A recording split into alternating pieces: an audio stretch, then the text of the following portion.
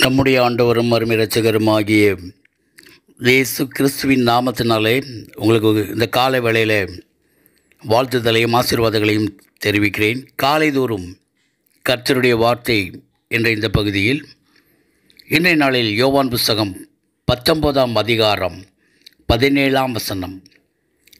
அவர் தம்முடைய சிலுவையை சுமந்து கொண்டு எபிரேய பாஷையிலே கொல்கதா என்று சொல்லப்படும் கபாலஸ்தலம் என்கிற இடத்துக்கு புறப்பட்டு போனார். ஆண்டவராகிய இயேசு 2000 வருடங்களுக்கு முன்பாக சிலுவையை அவர் தேர்ந்தெடுத்து அந்த சிலுவையை அவர் சுமந்து கொண்டு போனார் என்று நாம் பார்க்கிறோம். இந்த நாளிலே ஆண்டவராகிய இயேசு கிறிஸ்து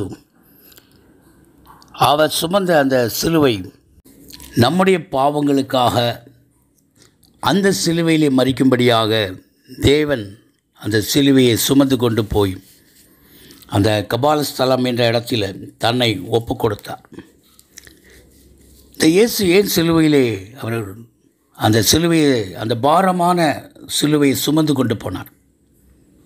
இயேசு நமக்காக நம்மேல் இருந்த பாவங்களை நீக்கும்படியாக இயேசு கிறிஸ்து அவர் சிலுவையை சுமந்தார். நாம் அவருக்குள் தேவனுடைய நீதியாகும்படி பாவமறியாத அவரை நமக்காக பாவமாக்கினார் பிதாவாகிய தேவன் என்று சொல்லி 2 கொரிந்தியர் 5:21 நாம் காண முடியும். கொலோசியர் 2ஆம் அதிகாரம் 13, 14, 15 வசனங்கள் உங்கள் பாவங்களினாலேயும் உங்கள் மாமிச விருத்த சேதனம் இல்லாமையினாலேயும் மரித்தவர்களாயிருந்த உங்களையும் அவரோட கூட உயிர்ப்பித்து அக்கிரமங்கள் எல்லாவற்றையும் உங்களுக்கு மன்னித்து நமக்கு எதிரடையாகவும் கட்டளைகளால் நமக்கு விரோதமாகவும் இருந்த கையெழுத்தை குலைத்து அதை நடுவில் இராதபடிக்கு எடுத்து சிலுவையின் மேல் ஆணி அடித்து துரைத்தனங்களையும் அதிகாரங்களையும் உறிந்து கொண்டு வெளியரங்க கோலமாகி அவைகளின் மேல் சிலுவையிலே வெற்றி சிறந்தார். ஆண்டவராகிய கர்த்தர் இந்த நாளிலே அவர் அந்த பார சிலுவையை சுமக்கிறதற்கான காரணங்களை நாம் வாசித்து கொண்டிருக்கிறோம். 1 பேதுரு 2ஆம் அதிகாரம் 24ஆம் வசனம் சொல்லுகிறது, நாம் பாவங்களுக்கு செத்து நீதிக்கு பிழைத்திருக்கும்படிக்கு அவர் தாமே தமது சரீரத்திலே நம்முடைய பாவங்களை சிலுவையின் மேலே சுமந்தார். அவருடைய தழும்புகளால் குணம் ஆனீர்கள். தமது சரீரத்திலே நம்முடைய பாவங்களை சிலுவையின் மேலே சுமந்தார் என்று சொல்லி அங்கே காண்கிறோம். இயேசு கிறிஸ்து நம்முடைய பாவங்களை சுமந்து தீர்த்தார். அவர் அதற்காகவே இந்த பூமிக்கு இறங்கி வந்தார், பாவங்களை சுமந்தார்.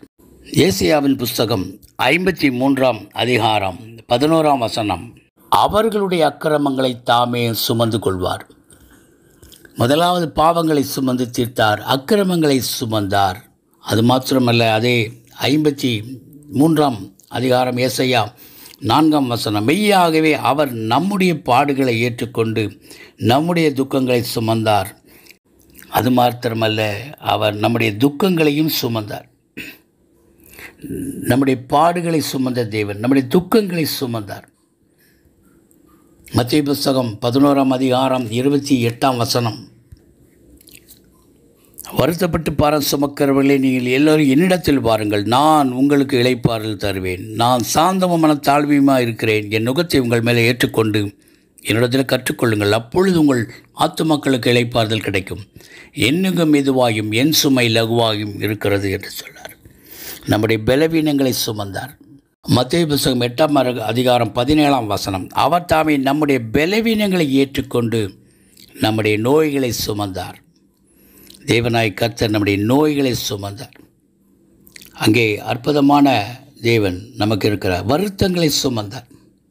மரத்தில் தூக்கப்பட்ட எவனும் சாபிக்கப்பட்டவன் என்று எழுதியிருக்கிறபடி கிறிஸ்து நமக்காக சாபமாகி நியாயப்பிரமாணத்தின் சாபத்திலிருந்து நம்மை மீட்டு எடுத்துக்கொண்டார். கலாத்தியர் 3:13 சொல்லுகிறது. இந்த நாளிலே இயேசு நமக்காக எல்லாவற்றையும் சுமந்து தீர்த்தார்.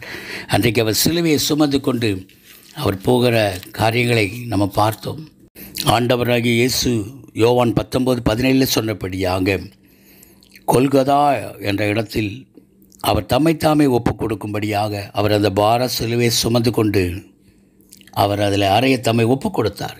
இன்றைக்கு நாம் அந்த இயேசுவை ஏற்றுக்கொண்டு அவரை விசுவாசித்து அவர் சமூகத்தில் நம்ம ஒப்புக் கொடுக்கும்போது நம்முடைய பாவங்களை தீர்த்த இயேசு, நம்முடைய அக்கிரமங்களை சுமந்து தீர்த்த இயேசு, நம்முடைய பாடுகளை சுமந்து தீர்த்த இயேசு, நம்முடைய துக்கங்களை சுமந்த இயேசு, பலவீனங்களை சுமந்து தீர்த்த இயேசு, நோய்களை சுமந்து தீர்த்த இயேசு, நம்முடைய வருத்தங்களை சுமந்த இயேசு நம்மை எந்த பாரத்தையும் சுமக்காதபடிக்கு அவரே நமக்கு எல்லாவற்றிலும் ஆசீர்வாதங்களை தர நமக்கு போதுமானவராக இருக்கிறார். அதை விசுவாசிப்போம்.